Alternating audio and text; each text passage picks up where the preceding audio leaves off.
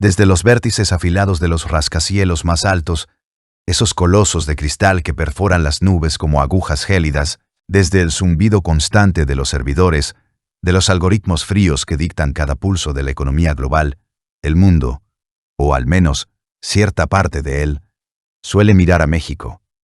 Y lo hace con una lente, con una lente terriblemente distorsionada. Es una mirada que no ve la danza del sol en la tierra fértil, ni el latido ancestral de su gente. No. Ve un eco constante de clichés desgastados. Un lienzo que, para ellos, parece pintado con los brochazos gruesos del caos. La corrupción y, sí, las promesas rotas. Piensan en eficiencia relojera, en presupuestos milimétricos que no toleran desviaciones, en la frialdad implacable de los números que, según su credo, son los únicos que dictan el verdadero éxito. Para ellos, el tiempo es una moneda, y cada segundo que no es productivo es una pérdida irrecuperable. Sus naciones, blindadas de prosperidad y orden, se erigen como faros de lo que debe ser, todo en su lugar, todo predecible, todo perfecto. Y así, con ese bagaje cultural, con esa convicción inquebrantable en la supremacía de su método, llegaron ellos. Un grupo de ingenieros, brillantes, sí, mentes, forjadas en el acero de la lógica más rigurosa. Venían de una nación tan próspera como lejana, un lugar donde la arquitectura desafía la gravedad y la economía parece bailar al compás de una sinfonía perfectamente orquestada. Sus maletas, sus maletas, venían repletas, no solo de ropa impecable, sino de soluciones técnicas de última generación, de diagramas complejos, de prototipos revolucionarios, de la promesa silenciosa de una era de modernización que a sus ojos era desesperadamente necesaria. Pero con todo eso, algo más pesado viajaba en sus miradas, algo que no se veía a simple vista pero que se sentía. Un desprecio. Sutil, quizás. Un juicio precocinado. La convicción rotunda de que llegaban a rescatar lo que desde su cómoda distancia y su perspectiva analítica creían irremisiblemente perdido. Veían estructuras y pensaban en debilidad. Veían gente y pensaban en falta de sistema.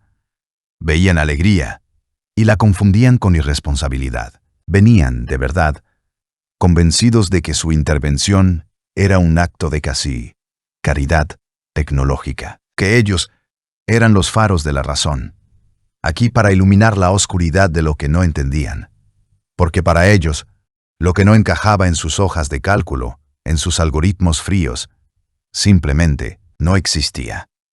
O peor aún, debía ser corregido. Y esa era la verdad innegable que traían consigo, grabada no solo en sus planos, sino en el mismísimo tuétano de sus huesos. La verdad que pronto, muy pronto, sería puesta a prueba. Y así fue. Tal como lo habíamos presentido, la verdad innegable que traían consigo, grabada no solo en sus pulcros planos, sino en el mismísimo tuétano de sus huesos, estaba a punto de ser puesta a prueba. Una prueba de fuego.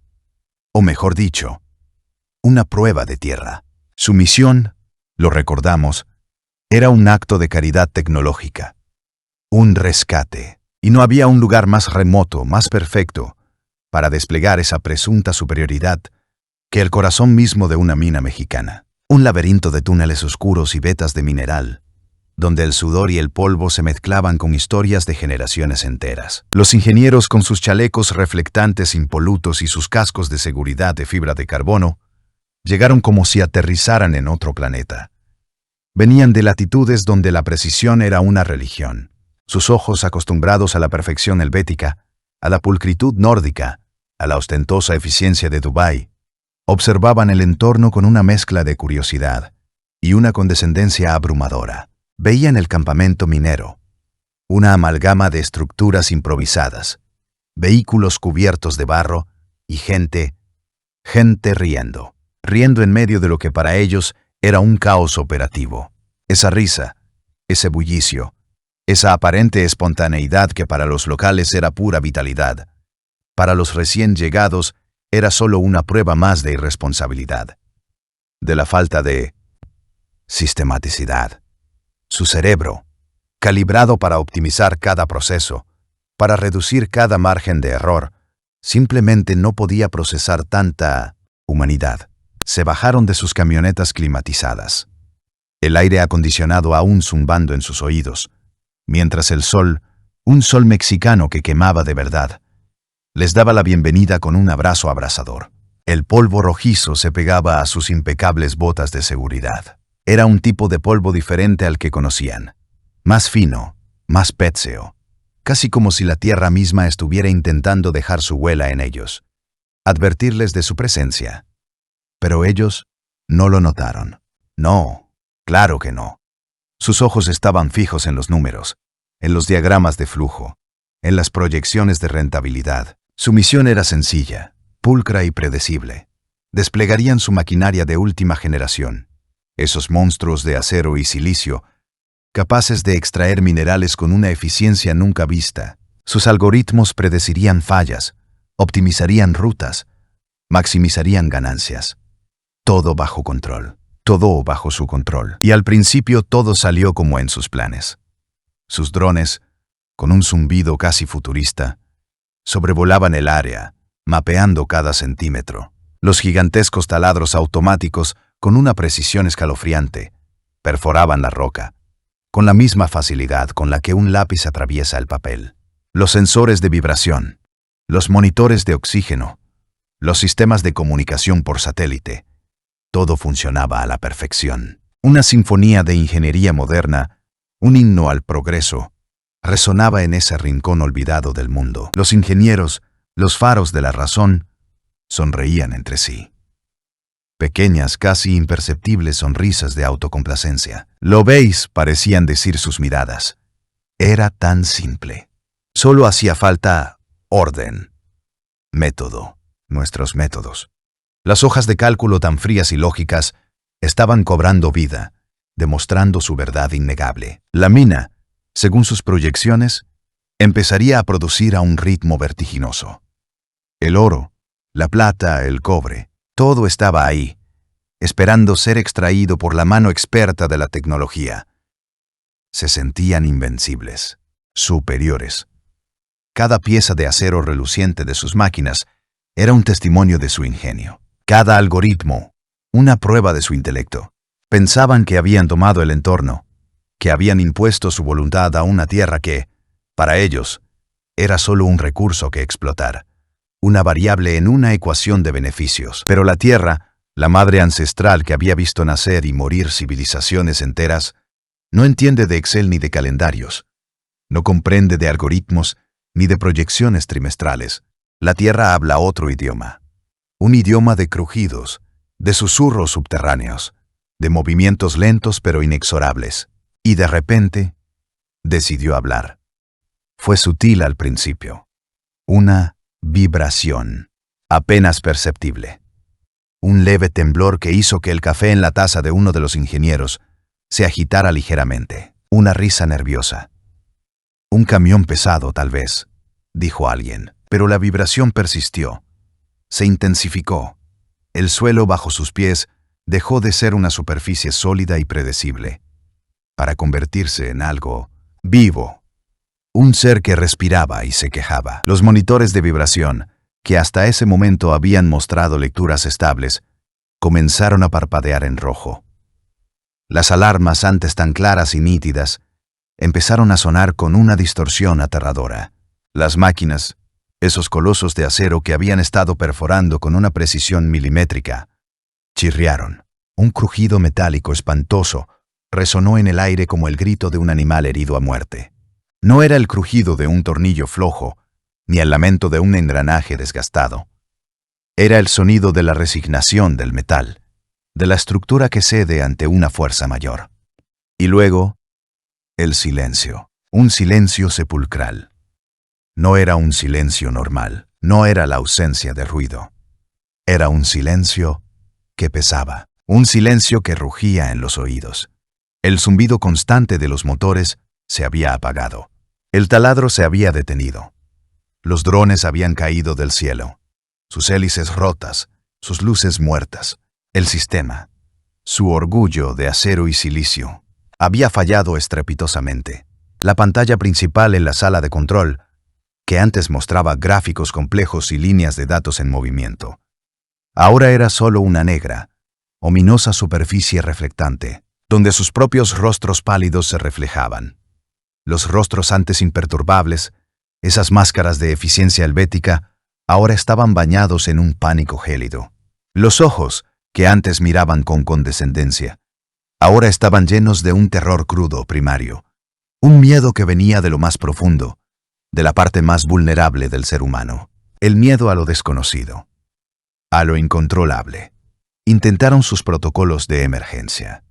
Llamaron por radio, sus sistemas de comunicación por satélite, muertos. Intentaron arrancar las máquinas de respaldo. Nada. Los motores no respondían. Las luces de emergencia parpadearon 1, 2 veces, y luego, oscuridad. Una oscuridad tan densa, tan absoluta, que parecía engullirlos a todos. El dinero era inútil. ¿De qué servían millones en cuentas bancarias cuando no podías enviar una señal? La tecnología, su diosa de la razón, su arma secreta, su presunto salvador, estaba muda, silente, inerte, como un juguete roto. Se miraban unos a otros perdidos, desorientados, en el corazón de una tierra que, de pronto, les hablaba en un idioma que sus cerebros privilegiados, sus mentes entrenadas en las universidades más prestigiosas del mundo, no podían descifrar. Estaban varados, completamente solos, rodeados por el polvo, el silencio y la inmensidad de un país que se había negado a ser reducido a un dato en una hoja de cálculo. La Tierra les había recordado con una elocuencia brutal que hay fuerzas, hay poderes, que escapan a toda lógica, a toda predicción. Y en ese silencio abrumador, en esa oscuridad aterradora, empezaron a entender que no eran los rescatistas. Eran los rescatados. O al menos, lo serían si algo pudiera sacarlos de la trampa mortal en la que ellos mismos se habían metido. El orgullo del acero se había doblegado. Y la tierra simplemente había despertado. ¿Quién los escucharía ahora? ¿Quién los salvaría de esta lección ineludible? La respuesta estaba por llegar. Una respuesta que no venía de ningún plano, de ningún algoritmo, sino del corazón mismo de México. El polvo seguía en el aire, denso, casi palpable. El silencio, un silencio que no era ausencia de ruido, sino una presencia arrolladora. Los ingenieros, esos cerebritos pulcros y eficientes, parecían estatuas petrificados por la magnitud de su fracaso. Sus trajes impecables, ahora empolvados, eran un cruel recordatorio de la burbuja de cristal en la que habían vivido, creyendo que todo podía ser controlado, medido, cuantificado. Pero la Tierra, señores, la Tierra tenía otros planes. Había rugido no con violencia gratuita, sino con la sabiduría antigua de un gigante dormido, que se rehúsa a ser domesticado. Y en esa vulnerabilidad, en esa oscuridad aterradora, donde ni un solo algoritmo podía ofrecerles consuelo, fue cuando la verdadera luz apareció. No llegó en un helicóptero de rescate. No venía en un camión de última generación con sensores ultrasónicos. No. La respuesta, el verdadero rescate, tomó la forma de una figura que emergió lentamente de entre las sombras del atardecer. Un hombre, un viejo hombre. Sus manos, sus manos, no eran las manos tersas, finas, de esos ingenieros acostumbrados a teclear en pantallas táctiles. Eran manos curtidas, sí, como la corteza de un árbol centenario. Cada grieta, cada callo, una crónica viva de décadas de diálogo íntimo con la roca, con el metal, con el propio aliento de la tierra. Manos que habían conocido la fatiga, el frío, el calor brutal del sol implacable. Manos que no construían gráficos, construían vidas. Y su mirada, profunda, serena, como un cenote sagrado que guarda secretos de milenios. No había pánico en ella, no había reproche. Solo una calma, una autoridad natural que no necesitaba títulos universitarios ni diplomas colgados en la pared. Una autoridad que se había ganado, palmo, a fuerza de vivir, de sufrir, de trascender. Era la mirada de un minero, un hombre, que conocía las entrañas de México como la palma de su mano. Mejor, mucho mejor, de lo que cualquier satélite o dron de millones de dólares podría jamás soñar. Los ingenieros lo vieron acercarse, con su andar lento pero firme, su sombrero empolvado y su ropa humilde. No dijo una palabra al principio. No preguntó qué había pasado. No necesitaba explicaciones. Sus ojos, esos cenotes profundos, ya habían leído la historia en el derrumbe, en el miedo de los expertos, en el silencio elocuente de la desesperación. Y entonces, el hombre con una discreta dignidad que avergonzó hasta la médula a aquellos que se creían los amos del universo, simplemente empezó a organizar. A organizar. No con órdenes gritadas. No con complejos planes de evacuación. No. Su voz, grave como la piedra misma, era un murmullo que se extendía, que se multiplicaba. Un llamado, y la respuesta fue inmediata, como si un invisible interruptor se hubiera encendido en el corazón mismo de la comunidad. De repente, de todas partes, surgieron hombres y mujeres. Jóvenes vigorosos, ancianas con la sabiduría de la tierra grabada en el rostro. Niños que observaban con ojos curiosos y serios. No eran personal de rescate, capacitado en protocolos internacionales. Eran la gente, el pueblo. Traían consigo palas, picos, cuerdas, botellas de agua, tacos envueltos en servilletas, mantas raídas pero cálidas, no equipos sofisticados, no. Traían las herramientas de siempre, las que se usan para trabajar la tierra, para construir, para vivir. Pero lo más importante, lo que no aparecía en ninguna lista de inventario, lo que ningún algoritmo podía predecir, era el torrente de voluntad inquebrantable que fluía entre ellos. El calor de la hermandad, la solidaridad tejida en el ADN de cada uno, una fibra indestructible que se activaba ante el peligro, ante la necesidad, ante el sufrimiento del prójimo. Los ingenieros, con sus mentes programadas para la eficiencia individualista, no podían entenderlo. ¿Por qué?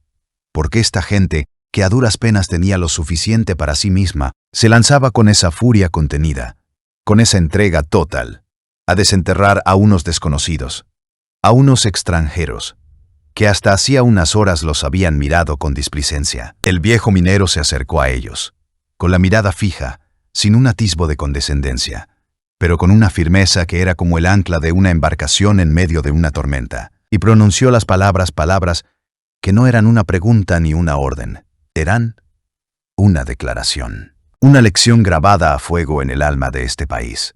«Aquí, patrón», dijo el viejo, su voz como el eco de los cañones, resonando en el silencio respetuoso que se había formado a su alrededor. «Aquí, las visitas no se dejan solas. No se dejan solas». Esa simple frase, tan sencilla, tan desprovista de grandilocuencia, golpeó a los ingenieros como un rayo. Un golpe más, duro que el derrumbe mismo. Un rescate sin precio, ofrecido con la dignidad que solo la verdadera humanidad puede otorgar. No había contrato, no había factura, no había retorno de inversión. Solo el deber ancestral de cuidar al que llega, al que está en problemas, al que necesita una mano. En ese instante el mundo de los ingenieros, construido sobre pilares de rendimiento, de márgenes de beneficio, de cifras en ascenso, empezó a tambalearse. Su misión de rescate se había convertido en una humilde y brutal lección. Ellos, que habían llegado con la arrogancia de los salvadores, ahora eran los salvados. Ellos, que habían venido a enseñar eficiencia, estaban siendo educados en algo mucho más profundo, mucho más esencial. La pala del minero se hundía en la tierra, metódica, poderosa, y cada palada no solo movía escombros, sino que también desenterraba las profundas contradicciones en las vidas de esos hombres de acero. Su éxito material, sus cuentas bancarias abultadas, sus casas lujosas, sus viajes por el mundo. Todo eso, ¿qué valor tenía ahora? ¿Qué peso tenía frente a la mirada serena del viejo minero? Frente a la voluntad unida de un pueblo que no tenía casi nada. ¿Pero lo daba todo? Comprendieron. O al menos, empezaron a comprender, en lo más hondo de su ser, que su mundo de éxitos materiales palidecía. Palidecía ante la vasta riqueza moral de una nación que no se mide en PIB, no se mide en índices bursátiles, no se mide en la velocidad de sus trenes bala. Se mide, más bien, en la profundidad de su corazón. México no era ese compendio de clichés y estadísticas negativas que ellos habían consumido en sus noticieros y reportes. México era esto, este latido ancestral, esta alma indomable que se negaba a ser categorizada, a ser reducida, a ser comprada. Era la mano tendida, la comida compartida, el abrazo silencioso. Era la sabiduría que reside en la tierra y en el espíritu de su gente. Y mientras el sol se ponía, pintando el cielo con tonos de fuego y ceniza, iluminando los rostros sudorosos y decididos de aquellos que excavaban con fe, los ingenieros ya no veían un derrumbe. Veían un altar donde el orgullo del acero se rendía ante la resiliencia del espíritu. Un altar donde el oro palidecía frente al valor de la humanidad. La lección apenas comenzaba, pero ya era ineludible. Estos hombres que habían venido a salvar un proyecto se encontraron con que el verdadero rescate era el de su propia alma. Y la epifanía, la revelación, no venía de una pantalla ni de un informe. Venía de la tierra, del sudor, del corazón mismo de México. Y el eco de la frase del viejo minero: "Aquí, patrón, las visitas no se dejan solas", se grababa en su memoria, en su conciencia, para siempre. Sabían que, a partir de ese momento, nada volvería a ser igual. La verdadera fortaleza, el verdadero poder, estaba a punto de ser revelado. No era solo un derrumbe lo que veían, era un altar. Y en ese altar, el orgullo del acero se doblaba ante la fuerza inquebrantable del espíritu. El brillo frío del oro palidecía frente al valor de la humanidad. La lección estaba clara, ¿verdad? Estos hombres que llegaron creyendo que iban a salvar un proyecto, se encontraron con que el verdadero rescate era el de su propia alma. La epifanía no vino de una pantalla táctil, ni de un informe de 100 páginas. Vino de la tierra, del sudor que empapa la frente, del corazón mismo de México. Y ese eco: "Aquí, patrón, las visitas no se dejan solas", se incrustó en su memoria, en su conciencia, para siempre. Supieron entonces que nada, absolutamente nada, volvería a ser lo mismo. La verdadera fortaleza, el verdadero poder, no estaba en los rascacielos o en las cuentas bancarias. Estaba a punto de revelarse, porque México no es solo el país de cielos ardientes y tradiciones milenarias que creyeron haber estudiado en mapas y estadísticas. No. México es un horno. Sí, un horno ancestral donde se forja el espíritu humano. Es una lección de vida que late con la fuerza imparable del sol que todo lo nutre, y con la resistencia férrea de la tierra que todo lo sostiene. Su corazón es un volcán de generosidad inagotable, una fortaleza inquebrantable de dignidad, más sólido que el mejor de los aceros, más brillante que cualquier joya tallada con precisión suiza. México es, señoras y señores, una superpotencia moral. Es un faro de humanidad encendido en un mundo que con demasiada frecuencia parece haber olvidado lo más esencial. Es la encarnación viva de que los verdaderos tesoros no son los que se excavan de la tierra con maquinaria pesada, sino los que brotan del alma con generosidad desinteresada. Si sientes que el acero forjado de tu alma mexicana resuena con esta verdad, si sabes, en lo más profundo de tu ser, que nuestro país es una epopeya viviente, una canción de resistencia y amor que merece ser escuchada por todo el planeta, entonces te pido algo: suscríbete a este canal. Comparte esta historia con todos los que conozcas. Hagamos que este grito de orgullo, este rugido de dignidad, retumbe hasta el último rincón de la tierra. Que el mundo entero vea, sienta y entienda la grandeza de México. Porque al final del día lo comprendieron. México no es un país, es una lección de vida. Y es una lección que vale la pena aprender.